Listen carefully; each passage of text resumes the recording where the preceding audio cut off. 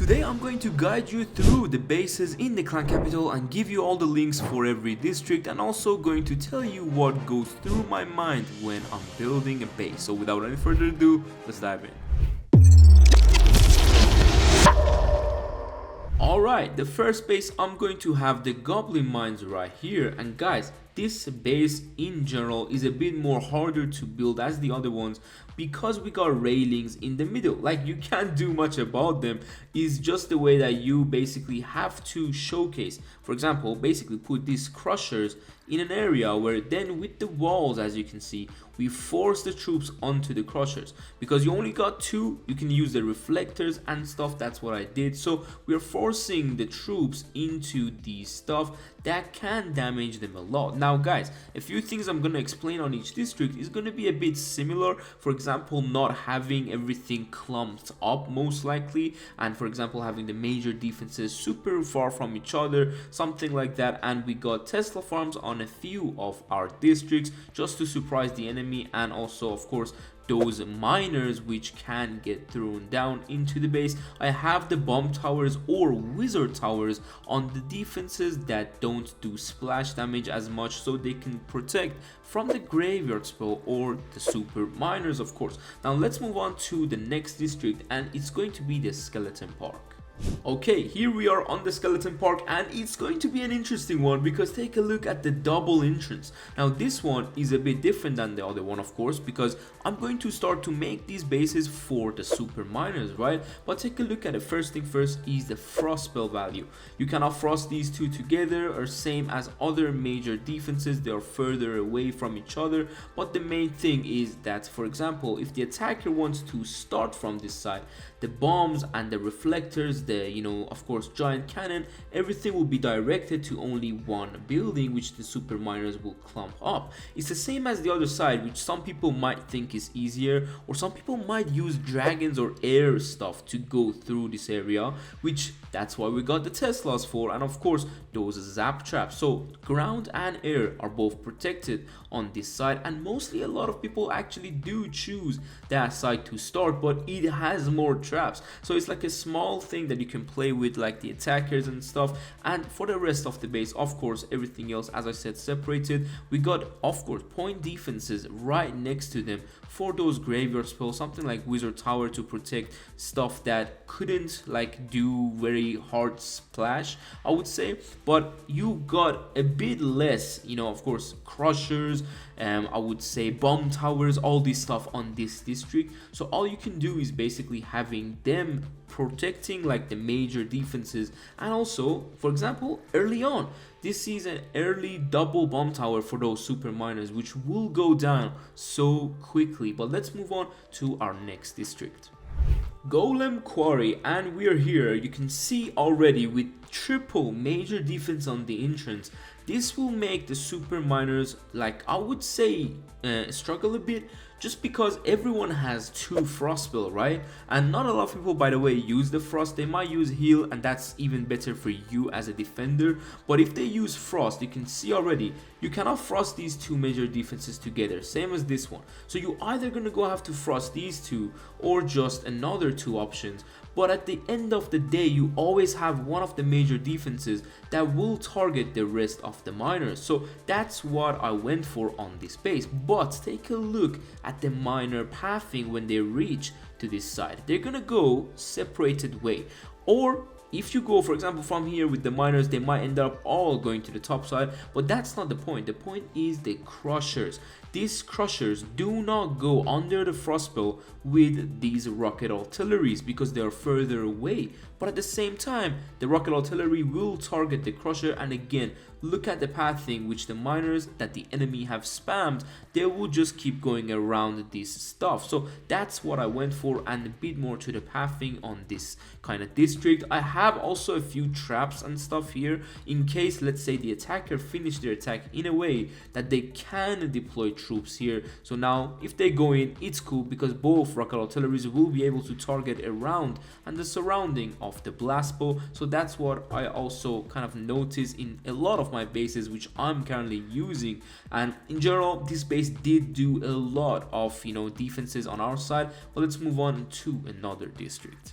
Balloon Lagoon is the perfect example of not having as many splash damage defenses. Of course, we got a few rocket artilleries, but like wizard towers or bomb towers, mortars are the important ones that can be used next to, for example, the rocket artilleries. So here you need to watch out for the graveyard spell sometimes, and also the super miners. So take a look at our entrances. We got one here and then exactly the similar one the other side, but let's talk about, for example, one of it. Now with this building right here, I'm forcing the miner to go here and then inside, because if I don't have this building, the miners from here will just go here and this giant bomb will not get activated and they will just keep going. It might get activated eventually, but this building will force them here and then into all of the damage. We got a Tesla on this side and also of course a log trap just to put as much damage into this area as possible. Again, the attacker has to choose with the frost spell. Are they gonna go double frost on both of these, or they're gonna go one frost and not cover either one of these? They can risk it, but it won't reach, so that's how it can go. Now for the rest of the base, of course you don't have many defenses, you just have point defenses. So you can do is to clump them up at least to get the most damage out of the miners. Same way as the other side, we got triple rocket artillery here just to make sure the attackers go from the other side most of the time, and if they do that, it's a lot more waste of time. That's something that I've noticed with the super miner could happen, is a time fail, and it did happen a few on this base. The other side again is a similar way. We have bombs, the lock traps and everything covering all things that are entrance of the miners. I got a little maze on the top side, nothing crazy, just for those spammers on the ground with like I don't know, maybe Pegas or Giants or something. There is some, trust me, there is some of them that could get annoying for your bases, so you can do this little wall stuff that could help you out. And if you don't notice, there's a lot of double tile kind of gaps in every single one of the bases on every district. But let's move on to Dragon Cliff. Now, one of those districts that could stop the super miner for longer attacks, and if it's built correctly, is the Dragon Cliff. Just because if you take a closer look on the placement, look how far I have each of these dragons. They are so far that they cannot get those frost spells together. At the same time, they don't give the frost spell value to the major defenses that have been placed.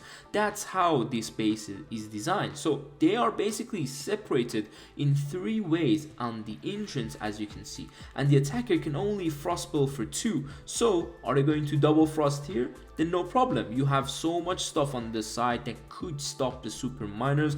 Or if they're going to double frost the other ones like this and this, they can still go at the same time. Is always the same, man. If you're gonna double frost here, you can go, but there is so much stuff that is not going to be under the frost spell. And overall, that's how Dragon Cliff you mainly want it to be. There's 2 key things, and those are the bomb towers and the air defenses on the dragon posts, because the bomb tower is good for the graveyard spell and the air defense is good for those kind of what you call this troop again, I forgot his name, the inferno dragons that are kind of targeting the super dragon and killing them just one-on-one.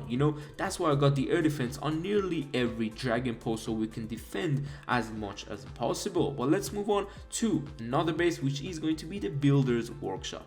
We got another anti-super miner base on the Builder's Workshop, and you can already see with the quadruple giant cannon, that's why we are covering every entrance for this base. Let me actually change the color here. As you can see, we got crushers, but then at the same time I'm using wizard towers as entrances just to do more damage. Now if you look at the blast bows, this is the toxic one, because the double frost will be used on these 2 compartments. That's normal, but then you got blast bows, which then the super miners will eventually keep going around it. It's the same as the other one. The blast bow will not be frost spelled on to with the other defenses, and it's just covering everything nicely. It's even covering the crusher, as you can see. It's the same way as the other one, of course not the edge of the crusher, but still it's covering it decently enough. Now with the Teslas, something I changed on this base, because the original version I built wasn't this exact Tesla placement.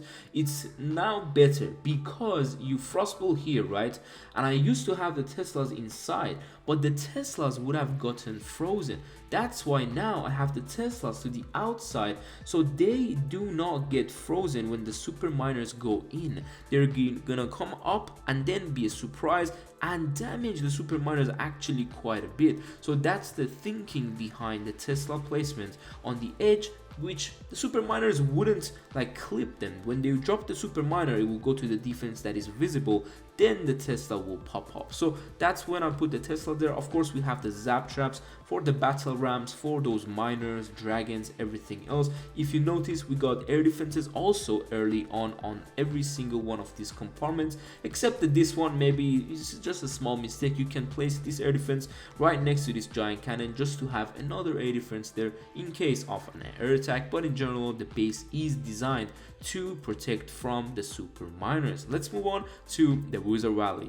Okay, I'm not even gonna lie, the Wizard Valley is one of the very weakest districts in Clan Capital, and the only thing you have as a huge splash damage is the giant cannons, which on these attacks, like on these defenses and bases, I tried my best to clump everything close by, so the miners will keep going down and up and down and up, but at the same time, because the giant cannon will be frozen with the frost spell, I have this raid cart like post a bit further away from the giant cannon, not this one, but still we got two other ones a bit further, so they don't get frozen and they can still help up a bit as well. You know, it's not the biggest help, but it's at least something that could have been prevented if you have it right next to the giant cannon and get it frozen. It's gonna be tougher, but still this base will be kind of basically like that. There's a lot of double tall gaps between the walls and the defenses because of super